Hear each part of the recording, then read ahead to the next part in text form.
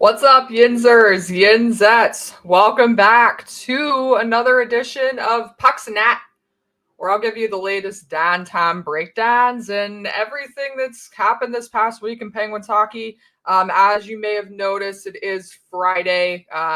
Once again, I apologize if you haven't heard the news. I am going to be navigating this solo for a while, as unfortunately, my co-host Hannah Kirkel did have to step down just with scheduling conflicts and her busy schedule now covering the Vegas Golden Knights. So it'll be just me on here for a little bit, but I'm gonna do the best I can. And I'll have guests, whenever I can bring some guests on, so you don't just have to hear me talk for 45 minutes. But anyway, there's a lot to talk about this week. You'll notice that I don't have my soundboard either. Hannah unfortunately still has that. So you won't hear any intro music. Unfortunately, you won't hear the sounds for trending Dan and trending up, but we will do trending up, trending Dan this week. We're also going to talk about the talk of the town, which are the kids that were recently recalled from Wilkes-Barre Scranton and seem to be making an impact. And then we'll also talk some NCAA free agency, Sid's point per game season's record that he clinched last week. And finally, just maybe some talk about who might make the roster next season in terms of prospects. So, like I said, no intro music. We can just jump right in. So, brief week in review. It's only been a week plus. Obviously, a lot's happened, but we'll be going over a lot of the stuff that's happened over the past week within the other segments that I'm going to be talking about. So, the last time we met with you was last Wednesday, and that happened to be before the moment that pretty much every Penguins fan, every Penguins analyst, and anyone in Penguins hockey circles has been waiting for all season long, and that would happen in Buffalo. And in Buffalo on Friday, Sidney Crosby in the first period with a goal finally broke Wayne Gretzky's point per game season's record. He now holds the record at 20. And what a beauty it was, too. I mean, what a shot by Crosby on that one. And that was for his 26th of the season as well. He's been really hot recently, which I can get to, but just magnificent from Sid. I know all of us saw this coming. He kind of made it difficult to think that he wasn't going to get it, especially with his play since the Four Nations face-off break.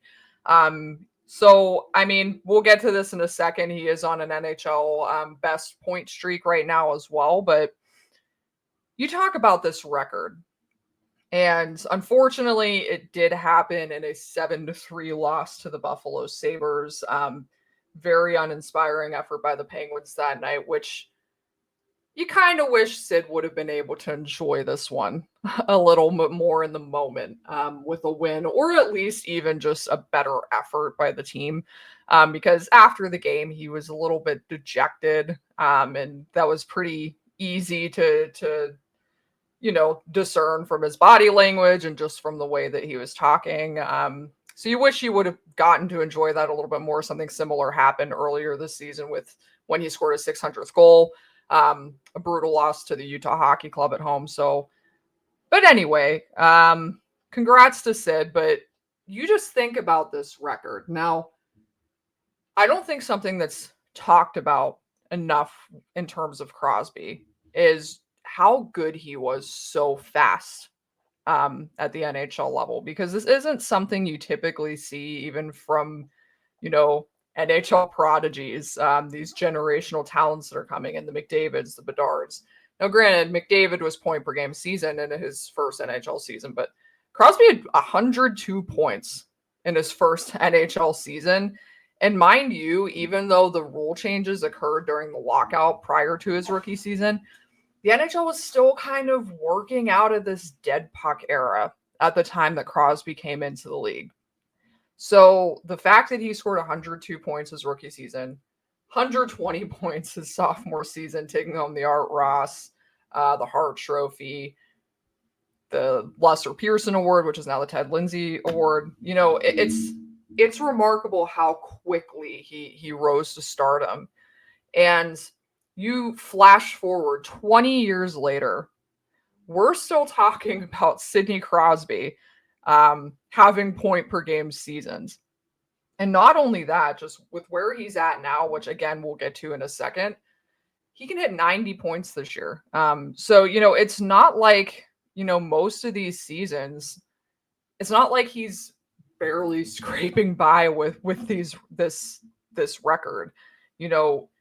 He's blowing past it. And given the state of the team and just the uncertainty surrounding the talent on this team, obviously he's played with talented wingers most of the season, but it's so impressive what he's doing at 37 years old. And when you look at these 20 point per game seasons, you gotta wonder how much longer he can do this. I mean, we're talking about 20 now, but we could be talking about 21 next season. And we can be talking about 22 the season after, and so on and so forth. Like, who knows how long he is going to be able to sustain this. And if he tacks on a few more seasons of this, even like notwithstanding, like even if it's 20's if he isn't point per game next season, I really think this record is going to be very, very difficult for anyone else to touch. And that's no discredit to McDavid. McDavid is a generational talent, obviously. He's going to go down as one of the greatest of all time. And honestly, he's probably, in my lifetime, because I missed a lot of Lemieux's prime, but in my lifetime, he's the most talented player I've ever seen. You don't know how the game is going to evolve. You don't know how McDavid's game is going to evolve as he ages. And something that is so remarkable about Crosby is just how he continues to just evolve his game and reinvent his game to remain this productive and remain at the cream of the crop in the NHL. I mean, he is still a top 10 player at least in the NHL. And that's saying a lot when you compare him to his peers. So, and his peers that are a decade his junior. So just incredible stuff from Sid. McDavid at this point is the only, active player that realistically might have a shot at this. But if Sid tacks on a few more seasons, this is going to be a really, really big stretch for anybody to best this one. Because if there's one thing that's certain, I don't think there is a player in NHL history who has been as consistently great as Sidney Crosby. I don't think you're ever going to see this level of consistency again, or at least not anytime soon. So we'll see how that shakes out. But congrats to Sid. Again, an abysmal game. I'm not going to go over it, but just an incredible achievement, something that everybody has been anticipating all season long. And I imagine we'll be having a similar conversation next season because he doesn't appear to be slowing down. And it's like I said, I'll get to that in a second here. But anyway, just kind of moving right along with the week in review. So couple more games. The big news following the Buffalo game, which I actually, that was Thursday. I said it was Friday. That was my fault because there was news on Friday that was a little bit different. Last Friday, the Penguins decided to recall Rutger, McGroarty and Ville Koivunen, two of their top forward prospects from the Wilkes-Barre Scranton Penguins. Well-deserved call-ups for both of them. I don't necessarily think that people saw this one coming, but I mean, what a move by Kyle Dubas and the organization to reward these young guys for the seasons they're having. Because if you haven't been paying attention, Koivunen is the top rookie, has been the top rookie for most of the season in the AHL. And, McGroarty had a little bit of a slow start, but he really came around in the second half of the AHL season down there for Wilkes-Barre. So, this was a well-earned call-up for both of these guys. And it's something that, with the Penguins in this situation they're in this transitional period where you're going to see a lot more youth on the roster, This is exactly what these guys need. Yes, this team is going on a Calder Cup run. Wilkes-Barre Scranton's going on a Calder Cup run, and there's still something to play for down there. They want to get that bye because the first 2 seeds in the Atlantic Division get buys in the AHL. They're currently tied for second with the Charlotte Checkers. The Hershey Bears are still within spitting distance. So they really want that bye because we talked to Coach Kirk McDonald the other day, and he did mention that 5 of the last 6 Calder Cup champions did get that bye in the first round. So they still have a lot to play for down there. But at the end of the day, the organization has to reward players for performance, and that's exactly what we're seeing here. They're showing faith in these young prospects that the Penguins have. And let's remember, they haven't had prospects like this in a long time, dating back to Rust and Gensel and that crop of players, circa 2015, 2016, 2017 in their cup years.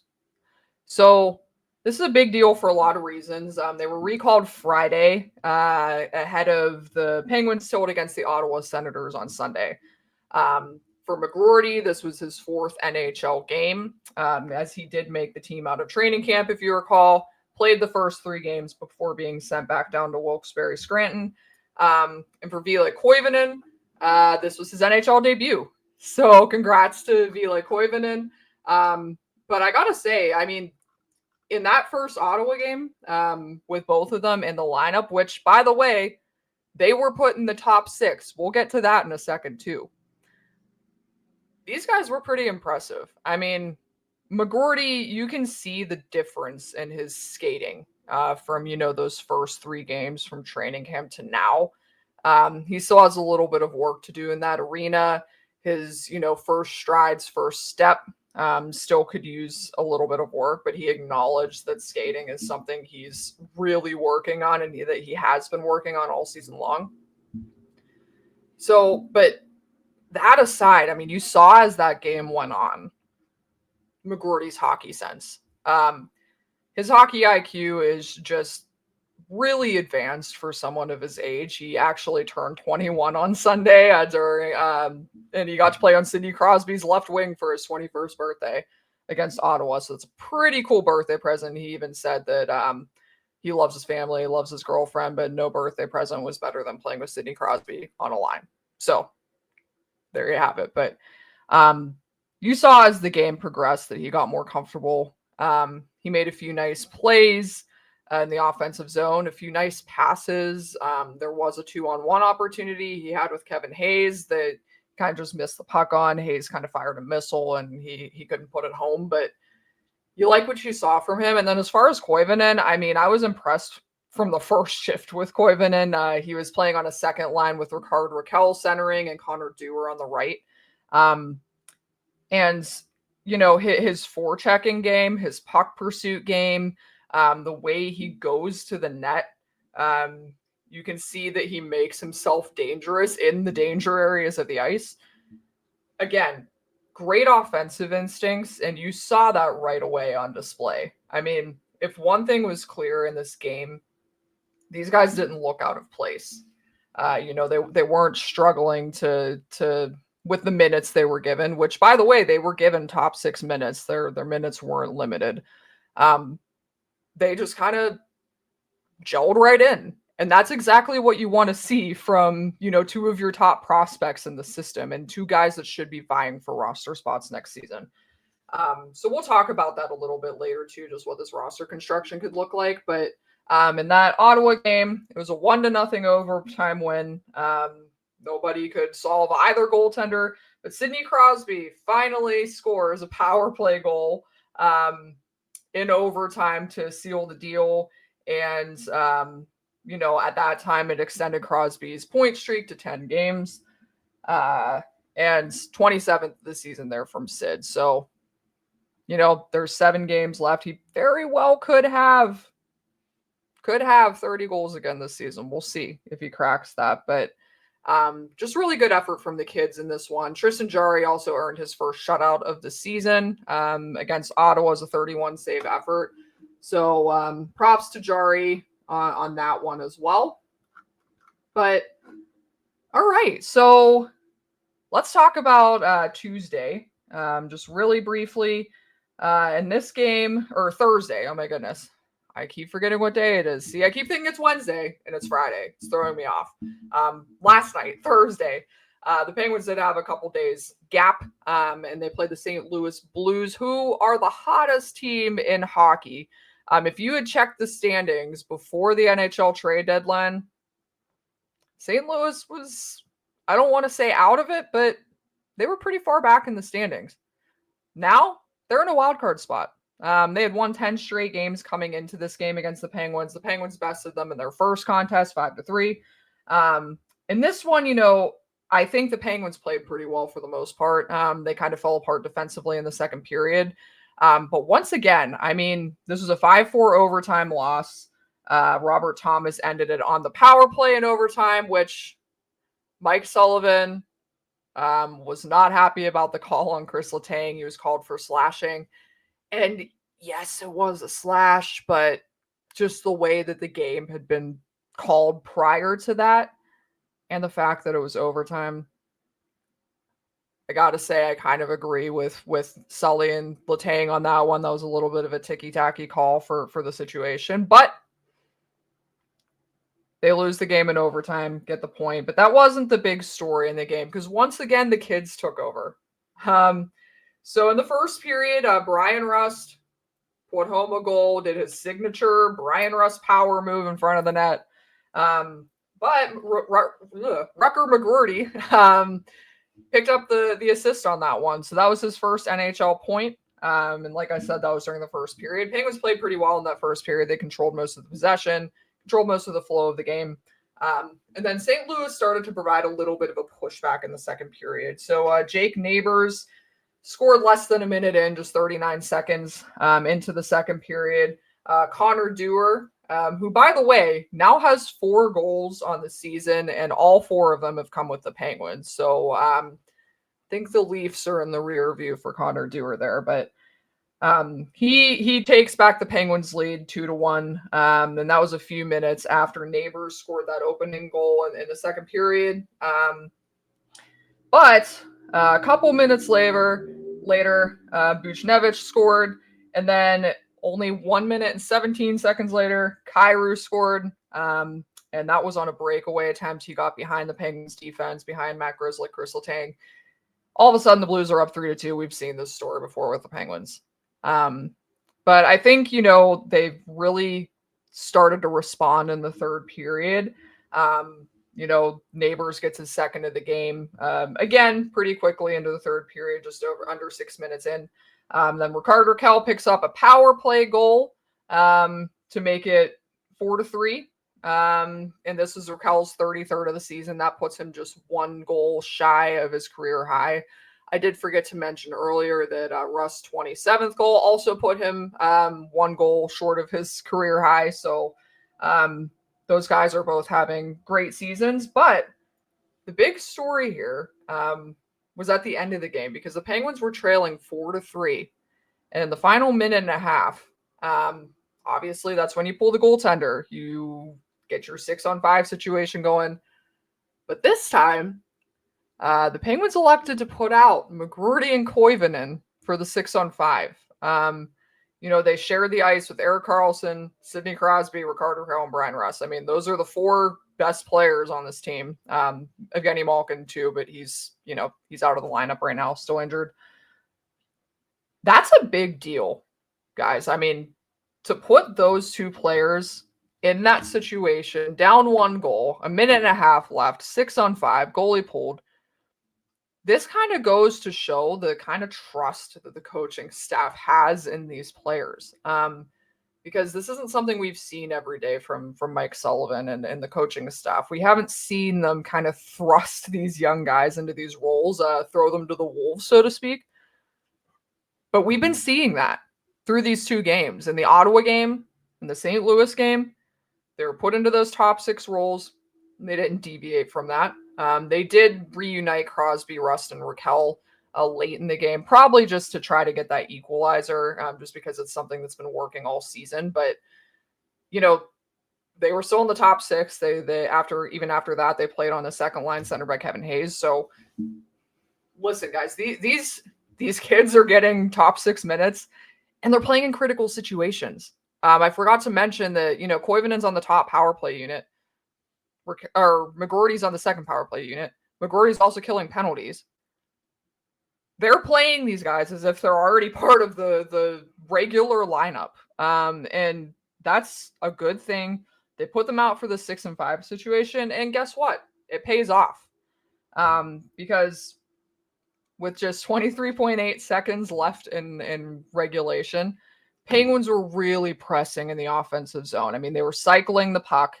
Blues were getting tired. I mean, they were really cycling the puck. They did call a timeout, regathered everything. Crosby takes a face-off. Erik Karlsson takes a shot from the point. He misses. It misses. It goes around the boards. Gets to Koivunen. Koivunen picks up the puck. And then he's in the right circle, and he noticed McGroarty kind of hanging around the net, feeds him the puck. McGroarty did a little power move in front of the net and just slid it past the goaltender. So, McGroarty gets his first NHL goal with 23.8 seconds remaining in regulation against the St. Louis Blues, the hottest team in hockey, mind you, to tie this game and send it to overtime, get the Penguins a point.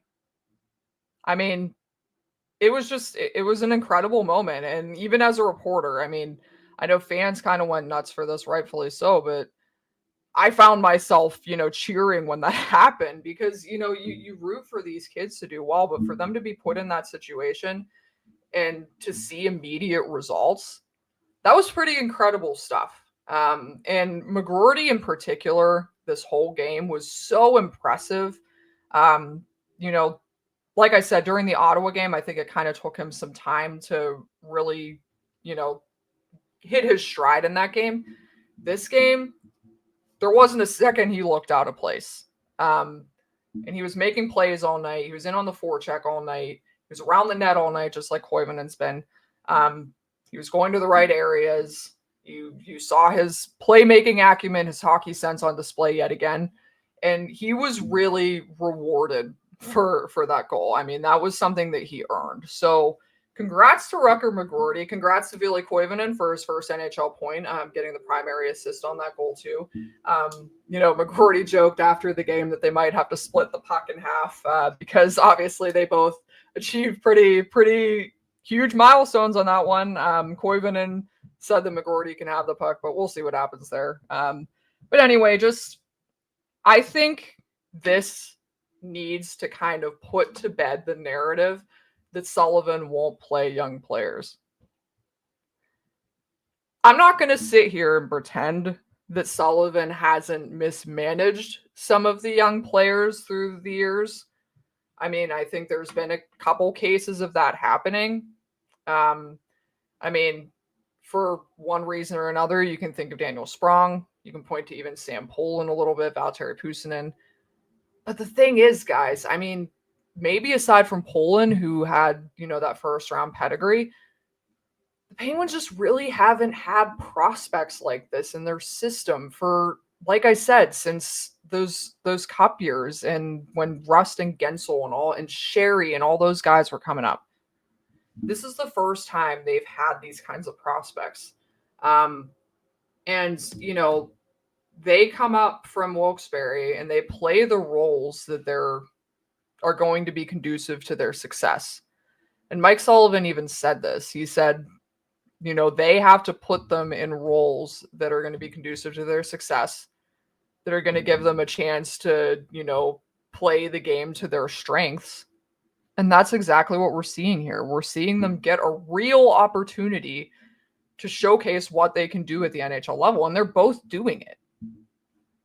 So let's put that narrative to bed, because although I think there's merit in certain situations, the reality is these guys earn their way into these spots. If you have prospects of the caliber of McGroarty and Koivunen, which the Penguins have not had, they're going to be given those opportunities. And again, they've earned those opportunities. So really good to see that level of trust in McGroarty and Koivunen from the coaching staff to put them in those situations. And I think we're going to continue to see that moving forward. And just as a side note, Evgeny Malkin did skate with the team today in a regular jersey. So that's a great sign.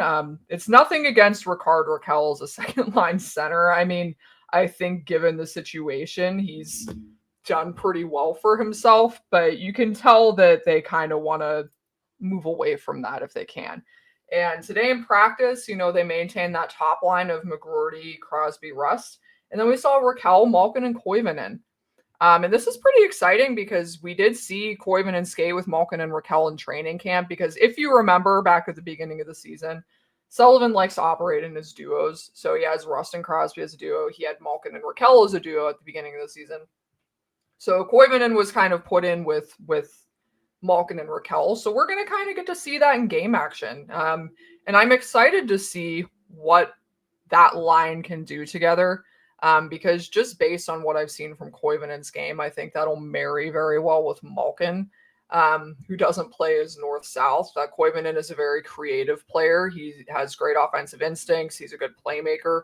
And then they have that finisher on the line with Raquel as well. So I'm curious to see how that all meshes, but realistically, this is a top 6 we could see next season for the Penguins. And again, we'll get to that a little bit later. I don't want to spend too much time on that right now because I do want to make that a talking point at the end here. But we'll see if Malkin ends up playing, on Saturday in Dallas. Hopefully we get the opportunity to see Koivunen get a run of games with, I don't want to say a legitimate center. Again, Ricard Raquel, you did great. But it's nice to see Malkin back in that position and Raquel back in a position where he's probably more comfortable. And where, he can operate and do what he does best. So moving on, like I said, I'm going to do trending up, trending down. I don't have the sound effects, so just bear with me here. I did 2 last week. I did Sid and Matt Grzelcyk. I want to say Sid again because I did forget to just mention Crosby did pick up an assist on Raquel's power play goal against St. Louis. So that extended his point streak to 11 straight games. And he has 8 goals, 16 points in that span. So keep doing you, Sid. This is an unbelievable run for a 37-year-old player. And by the way, this is the best the longest point streak for a player 37 or older since Nicholas Lidstrom back in 2010, 2011. So pretty impressive stuff from the captain. But anyway, so trending up, my trending up player this week is Brian Rust. And, I think Brian Rust is having a pretty low-key great season. I mean, once again, I think we've talked about this at various points this season. One thing I will say that I'm noticing more so in Rust's game this year is I think that defensive side to his game is in decline a little bit. He's still getting penalty kill minutes. He still does a good job with the penalty kill.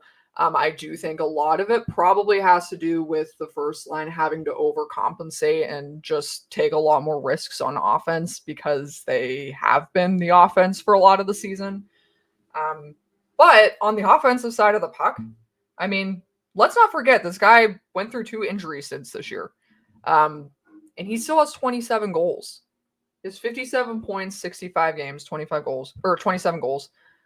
As I said before, he's 1 goal shy of tying his career high of 28 set in 2023-2024, which, by the way, he only played 62 games that season too. He missed 20 games and still scored 28 goals. I mean, what can you say?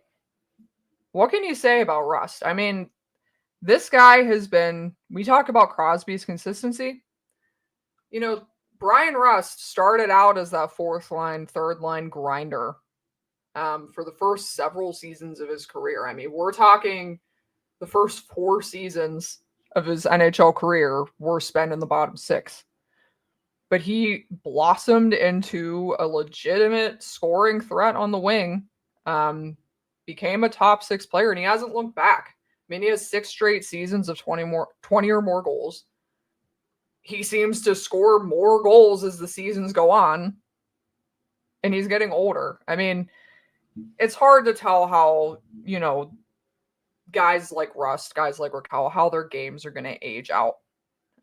Raquel's 30, or Russ is 32 years old. He's going to be turning 33 in May. So he still has 3 years left on his contract. The no movement clause is up this summer. You don't know how that's going to age out. But something I will say, you talk about Sidney Crosby's work ethic.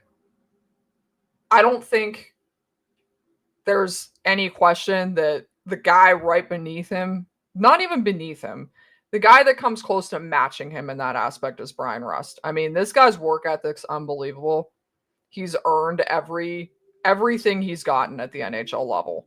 And, I've said this a couple times, but you think about building out U.S. Olympic rosters for next season, and, there's a lot of young guys that should have been on the Four Nations roster this season that weren't. Clayton Keller, Tage Thompson. I mean, you could go on and on. There's several guys that should have been on that roster, but Olympic roster is a little bigger, A. And B, I mean, if you're building out a 4-line team, Mike Sullivan's the head coach, Bill Guerin is the GM, just like it was for Four Nations.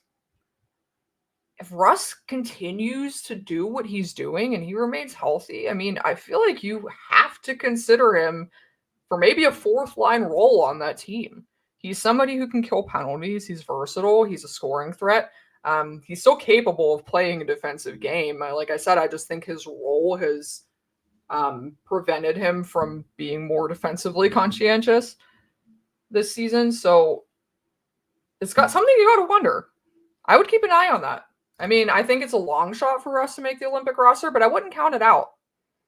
In these kinds of tournaments, especially longer tournaments, not so much the Four Nations, but longer tournaments like the Olympics, you need a 4-line team in order to win. I mean, that's just the reality of it. You build it like a roster, like you would an NHL team. And you need those kinds of guys on your roster, those kinds of veterans, those kinds of guys that are willing to block shots, willing to take the tough minutes. Bryan Rust fits that bill. So we'll see what happens, but don't rule it out, folks. That's all I'm saying. Bryan Rust trending up. I think he has been trending up for a while now. And just to give you some more recent statistics, Bryan Rust does have, doing some math here, 8 points in his last 6 games. And that includes 5 goals. So he's really rolling along here. And you hope, just like Crosby, that maybe he gets 30 goals by the end of the season. Time's running out, but never say never. And him, McGroarty, and Crosby are rolling pretty well too. So we'll see how that shakes out. But that's my trending up player. And then as far as trending down, hate to be a Danner, but Tristan Jarry is trending down. Now, this is one of those things, again, you have to remember that this is a week-by-week basis sort of thing. Yes, he earned his first shutout of the season against Ottawa on Sunday. But the other 3 outings for Jarry otherwise have not been ideal, I would say. So, I mean, if you go back to the Buffalo game, the Tampa game, and then obviously this game against St. Louis too. I mean, in his last 4 games combined, and this is including his shutout against Ottawa, his 31 save shutout, he has an .811 save percentage in his last 4. That includes that shutout, but it also includes 2 pools. So not much else to say. I know it's been a really tough up and down season for Jarry. It's hard to nitpick and criticize at this point. I mean, this roster isn't the best. The blue line hasn't done him any favors. I mean, you can't really blame him for the loss against St. Louis, given the fact that those 2 quick goals in the second period were scored on odd man rushes / breakaways. So Jarry can only do so much in those situations, but I'd say over the past week and since we last met, his game is trending down. So We'll see what happens. I think the goaltending situation next season is going to be very, very interesting because now you have a situation where, Joel Blomqvist has been injured for a little while. So he hasn't seen any AHL games since he was optioned back. But, they have arguably the three best goaltenders in their system all stashed in the AHL right now. And Murashov just lost his first game at the AHL level. He won 11 straight games, which tied a franchise record. You can't send that guy back to the ECHL. With the season Larson's had, you can't send that guy to the ECHL. With Blomqvist's track record and his development track, you can't send him back to the ECHL. And if you're looking at the ECHL, Taylor Gauthier has had another great season. And they just signed Thomas Gale out of Holy Cross, who had a great season with Holy Cross. He's on an ATO with the Nailers. He won his first game. Look, the Penguins have goaltending depth in their system. And the reality is there are two guys in the NHL that are arguably blocking the development of every other goaltender in their system. I mean, even if you take one NHL guy out of the equation and say Blomqvist is on the roster next season, on the NHL roster, there's room for Gauthier to be called up to the AHL and do perfectly fine in that role if need be. And, I think the Penguins are reaching a point where they need to make some decisions there. Because another option too, which I'm not going to get into too much right now, they have enough goaltending prospects and they've been talking about the trade market and trying to acquire young talent. I wouldn't be surprised to see them leverage one of their goaltending prospects in a trade. To me, the only untouchable is Sergei Murashov. I mean, this guy is very clearly, I think at this point, the Penguins' best goaltending prospect. And this guy's potential is sky high. He's been virtually unbeatable at every level of professional hockey he's been at. And that's especially true at the AHL level this season. Still has some things to round out, still very raw, but it's there. So the Penguins need to start making some decisions about the long-term outlook at that position. And in my opinion, you got to get Blomqvist or Murashov, or Blomqvist or Larson on the NHL roster next season. Because you got to see what you have in these guys. And having two veterans at the NHL level who presumably don't have a long-term future with the Penguins, you got to start seeing what you have in these guys. So we'll see what happens this summer with Jari's situation, with Nedeljkovic. Whether they do deal one of those prospects, we'll see. But goaltending is something they're going to have to work out sooner rather than later. Because the last thing you want to do is stunt the development of these goaltenders as well. Now, Murashov, it's best for him to be in the AHL, probably for a full season. Depending on how things go, you might see him get some NHL minutes next year, but it's not a situation where he should be on the NHL opening night roster. I think but he shouldn't be in the ECHL either. So they got to make a decision either way because they can't carry those three goaltenders at the AHL level all season and expect them to be able to develop the way that they need to develop because that's just simply not enough games for three goaltenders to be splitting that workload. So we'll see what happens on that front. But let's shift gears a little bit. We'll get back to the prospects and who might crack the 2025-2026 roster. But I do want to talk a little bit about NCAA free agency because I think this is kind of a time of year that people tend to forget about a little bit, especially, with the trade deadline and obviously unrestricted free agency over the summer, restricted free agency. A lot of that gets to talk, but the reality is, I mean, there is a growing pool of good talent coming out of the NCAA nowadays. And that'll be especially true with some of the proposed rule changes. coming up with the CHL and the NCAA. I think there are some legitimate players that the Penguins should really be looking into, from NCAA free agency. Because, they have a good track record with college prospects. And, like I said, there's some good ones.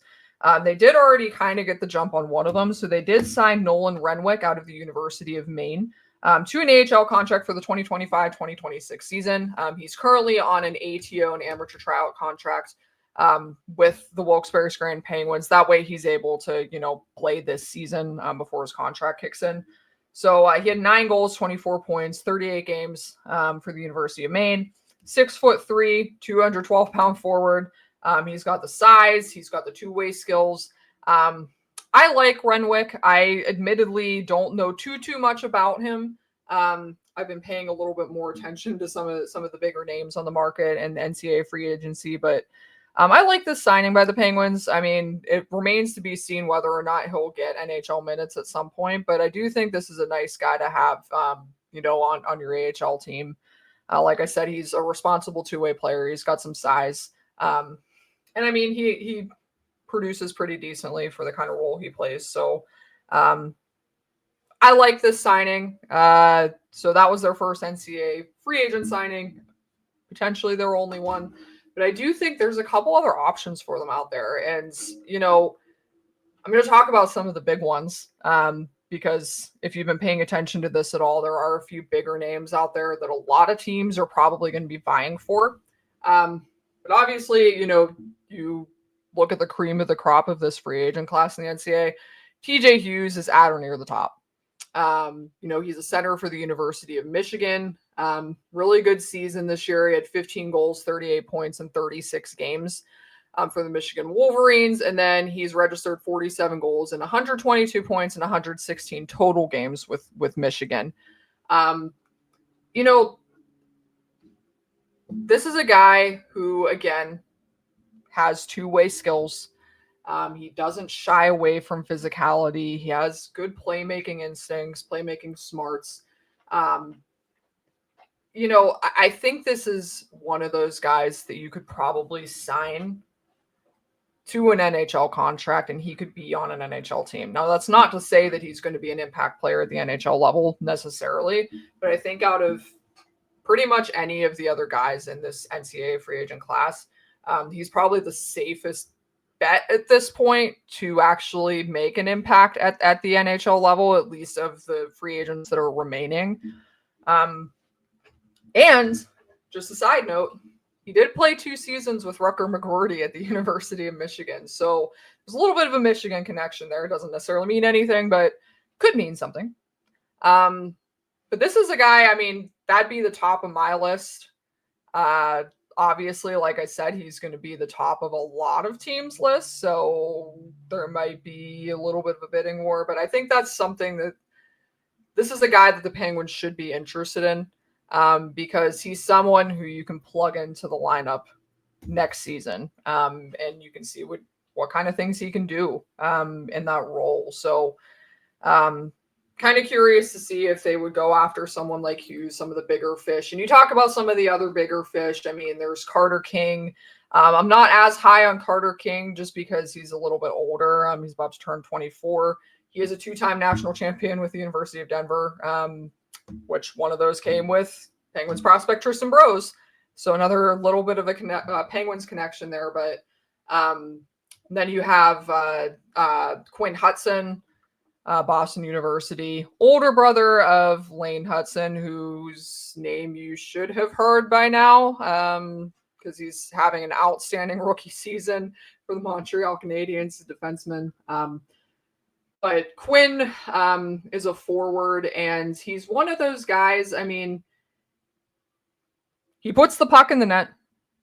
He can score. He produced. He edged out Washington Capitals prospect Ryan Leonard in points this season. Now, granted, just by 1 point, but edged him out. He has 56 goals and 114 points in 115 games with Boston University. And I think there's a little bit of deception to his game. There's some creativity there, hockey sense. a lot of this is kind of reminiscent of Ville Koivunen in a lot of ways. I think there's some details in his game that need ironed out. It's hard to tell at this point whether his skills will translate well to the NHL level. But there's a lot of raw potential here with Quinn Hutson. So, again, in terms of the bigger names, definitely someone to watch. But the guy that I'm really interested in is right defenseman CJ Foley from Dartmouth. Now, this is one of the more intriguing options because, I mean, he just completed a sophomore season. He is a little bit more raw than the others, a little bit more unproven. But this guy is dynamic. I mean, he's a dynamic blue liner. He finished the season 8th overall in scoring among defensemen in the NCAA. He had 11 goals, 30 points in 33 games. And the thing here is, if you look at the names around him, on stats lists and everything, almost every single one of those guys has already been drafted or was signed out in NCAA free agency this season. He's got hockey sense. He's got skill. He moves the puck well. He's a pretty decent skater. I think there's some ways that he reminds me a little bit of Harrison Brunick. I don't think, obviously, that ceiling's not quite as high, but, in those areas of his game, I see that. He's a little bit undersized in comparison. He's only 5'11", but, I think this is a guy that you take a flyer on because, more than likely he's probably going to end up playing another season at Dartmouth just to round out his development a little bit more. I do think there are a lot of defensive details in his game that he still needs to work on. Gap control being one of them. His net front defense could use some work, even though he's undersized. But this is a guy you take a flyer on because let's look at the Penguins' defensive depth. I mean, they have Harrison Brunick. There's Owen Pickering, Finn Harding, Emil Pianiniemi, Chase Pietola. My apologies for pronouncing that wrong the first time.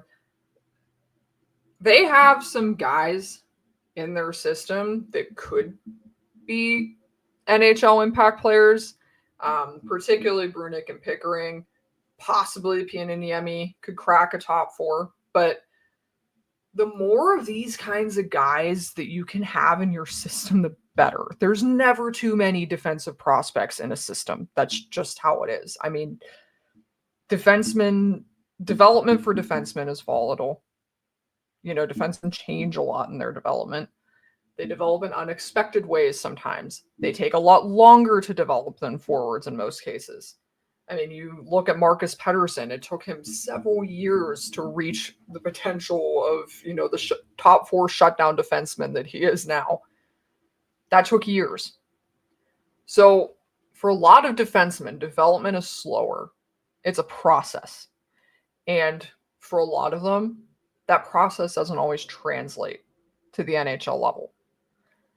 So when you get down to the nuts and bolts of everything, quantity of these kinds of guys, these wild cards, these, higher upside potential guys that are raw and might need some refining, you take flyers on those guys.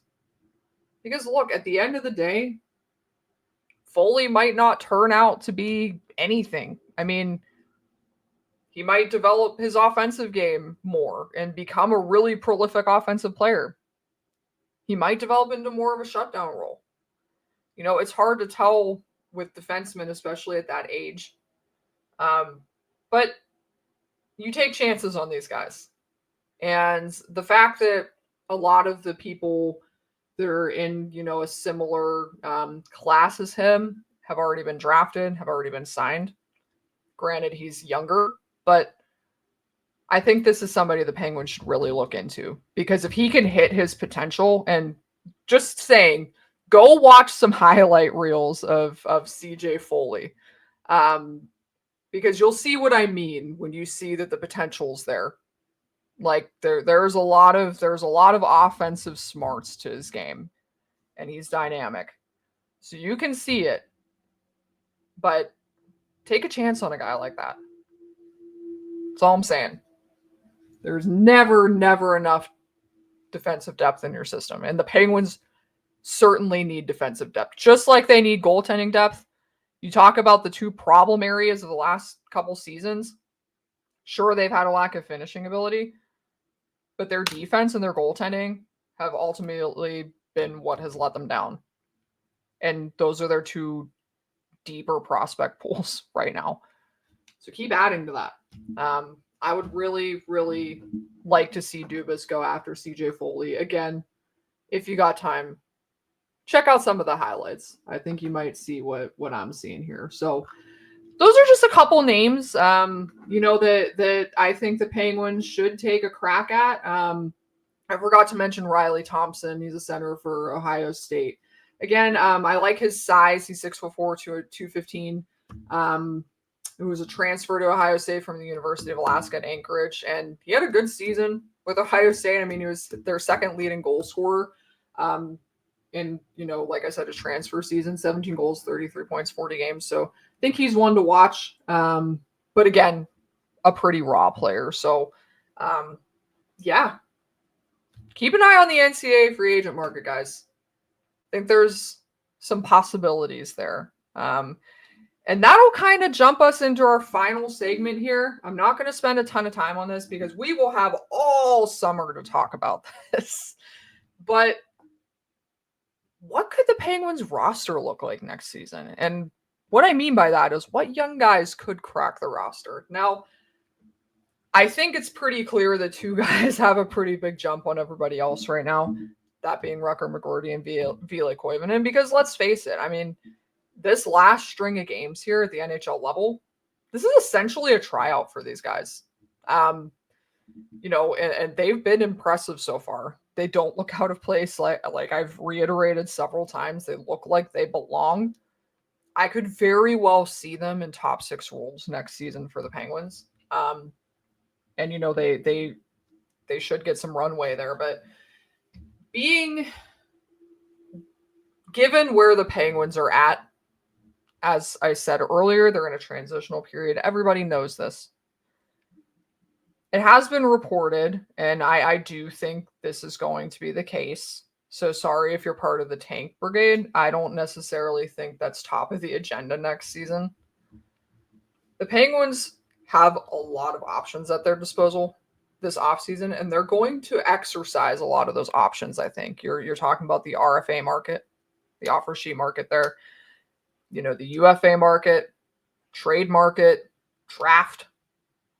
They're going to be dabbling into a little bit of everything, I think.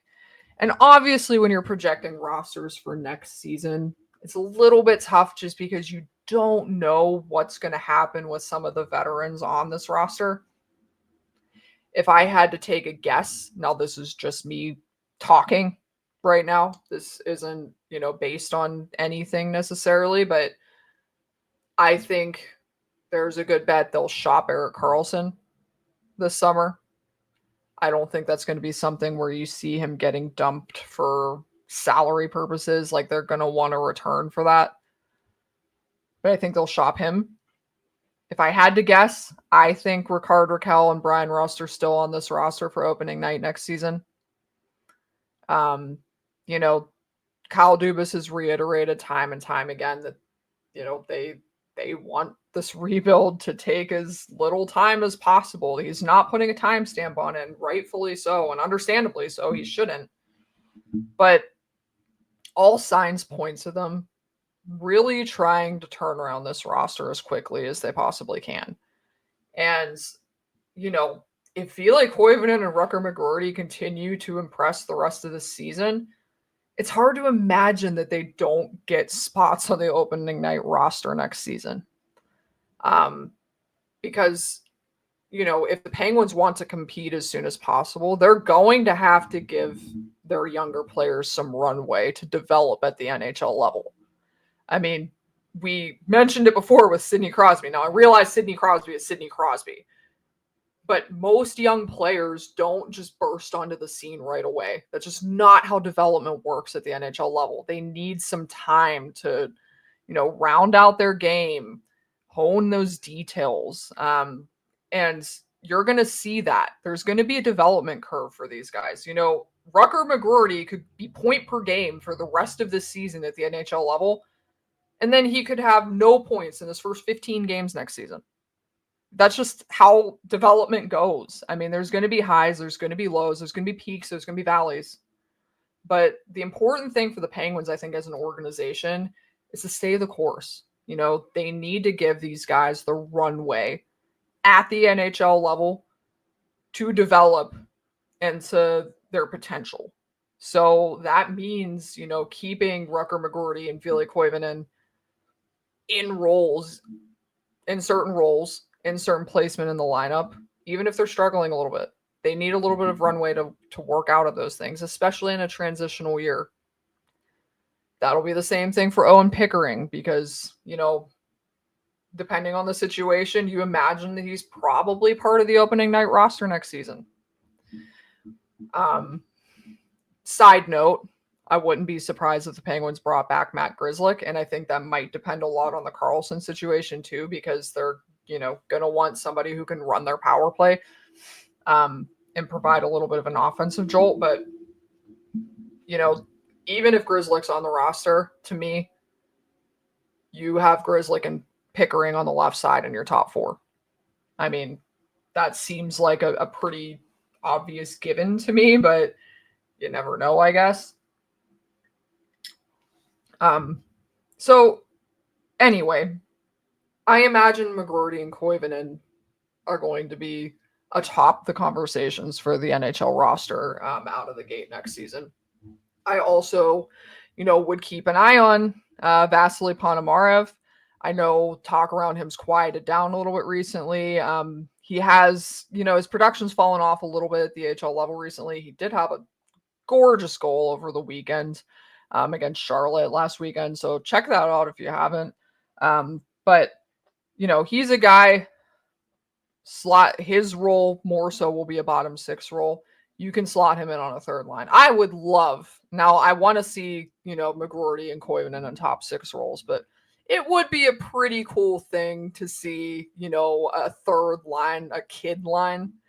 And I've said this, I actually talked to Avery Hayes about this a little bit because the Wilkes-Barre Strand Penguins did practice in Pittsburgh on Thursday. So we got the opportunity to kind of, you know, catch up with all the guys and have conversations with them. And I did talk to Avery Hayes about his line because for most of the season when McGroarty was in the AHL, you know, they kept the Ponomarev, Avery Hayes, Rutger McGroarty line intact. And that's been the case since the Prospects Challenge in Buffalo in August last year. So there seems to be some chemistry building there. And Hayes just said they read off of each other well. They're predictable. You know, they play a pretty similar game. They all like to play the right way. All three of them are, you know, conscientious on both sides of the puck, which, you know, given their skill sets, that's definitely something that rings true. So, you know, I'd be curious to see if Ponomarev and Hayes get opportunities at this roster next season as well, because, you know, I don't think it's an accident that line stayed intact for most of the season in the AHL. I think they like the look of that line. I think that they were building something there. So, you know, obviously, like I said, I'd love to see McGroarty continue to play in the top six, and I think that's where he'll thrive. But I wouldn't be against seeing how that kid line translates at the NHL level. But that being said, I mean, a lot can happen this offseason. Penguins still have some veterans rolling over to next season. You think about Kevin Hayes, Noel Acciari. Obviously, you know, the top six guys, your Crosbys, your Malkins, Rakels, Rusts. Lazat rolls over to next season. So there's still a few guys on the roster as of now that are presumably going to be here next season. And I mean, they're going to make a couple free agent signings. They'll probably dabble in the RFA market, maybe the offer sheet market, depending on what happens with RFAs and if they can get, you know, a trade for an RFA prior to restricted free agency. So it'll be interesting. to see how all the young guys figuring. So like I said, they're going to need some runway to develop. And there's no better time really than next season. Because if you're reading into the timeline at all, it really seems like the Penguins might make a push in 2026, 2027. You're going to want to have, these guys have a full season under their belt before those expectations become heightened. So on the forward front, I do think the front runners for next season are probably Koivunen, McGroarty, Ponomarev, and Hayes. You can throw Tristan Brose in there too. He's had a great season down in Wilkes-Barre as well, despite having dealt with mono for almost 2 months. And I spoke to him about that yesterday too. He said that was a really long recovery process, and he only came back about 70% when he started playing again. But he feels a lot better now. He's at 100%. So we'll see. But keep an eye on those four for forwards. And as far as defensemen, I mean, I said Owen Pickering. I believe he's going to be on this roster next season. I would not count out Harrison Brunick either. And this will especially be an interesting situation to keep an eye on if Erik Karlsson is moved, because obviously Brunick plays on the right side. Listen, I mean, you saw his training camp, same as me. A lot of us got the opportunity to see what he can do against NHL lineups. And look, when he played against Buffalo, when he was playing against Detroit, I think it was Detroit, those were NHL lineups. I mean, he wasn't playing against AHL players in those games. I mean, especially that Buffalo game, those were NHL players he was playing against. He looked comfortable. I mean, he didn't miss a beat. There are still some defensive details for him to work out in his game. Even though I think even for his age, he's only 18. He's not even 19 yet. He's turning 19 soon. But a lot of those details are honestly pretty ironed out already.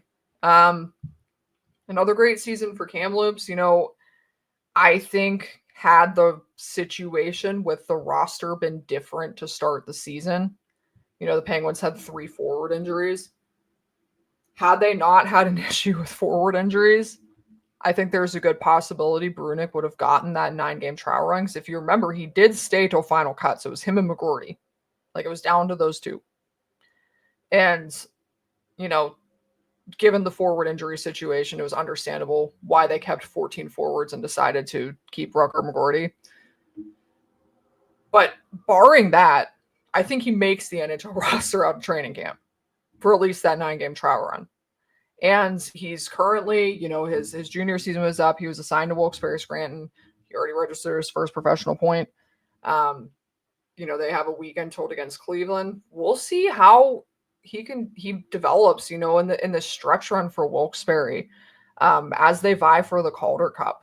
I got the chance to catch some of the action from last weekend against Charlotte with Brunick, and to me, it looked like he picked up right where he left off in training camp. I mean, I would argue that this guy, maybe other than Murashov, this guy is the top prospect in the Penguin system, I think. I mean, I can't say enough how impressed I am by him, especially at his age.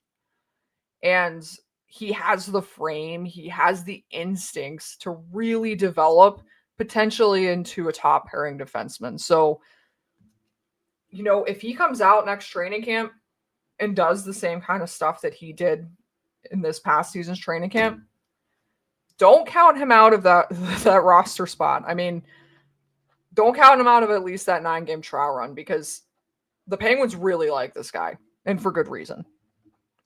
So honestly, Pickering, Brunick are probably the front runners for defensive prospects. I'd say out of the goaltenders, you're probably looking at Blomqvist.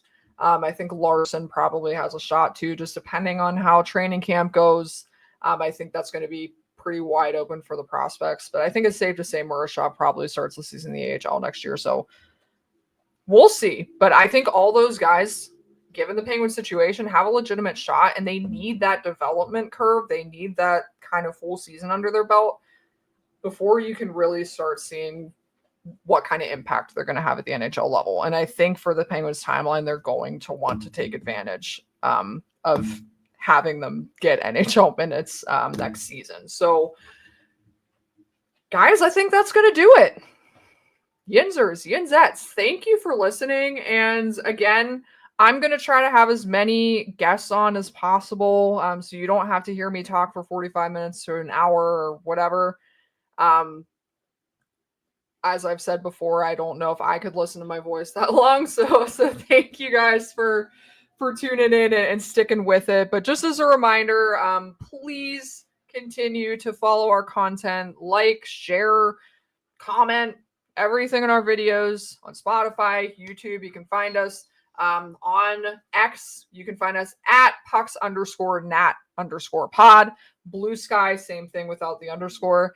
And as a reminder, I'm Kelsey Surmacz of the Hockey News. I cover the Penguins.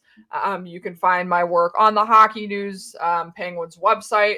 I'll be working on a lot of prospect pieces within the next couple weeks because, like I said, I had some great conversations with the younger guys during Thursday's practice. So stay tuned for that. I'll do my best with the off-season coverage as well because obviously I think this is going to be a pretty interesting off-season. So follow my work on there, as well as the work of my co-editor, Ryan Gagne, for the Penn site. He does a great job as well.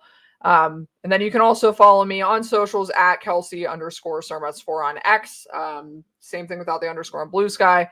And it's something similar on most of my other social media platforms. So drop a follow for me, drop a follow for the Hockey News, Penguins website, and drop a follow for PucksNat because we want to spread the word and continue to grow here. So again, that'll do it.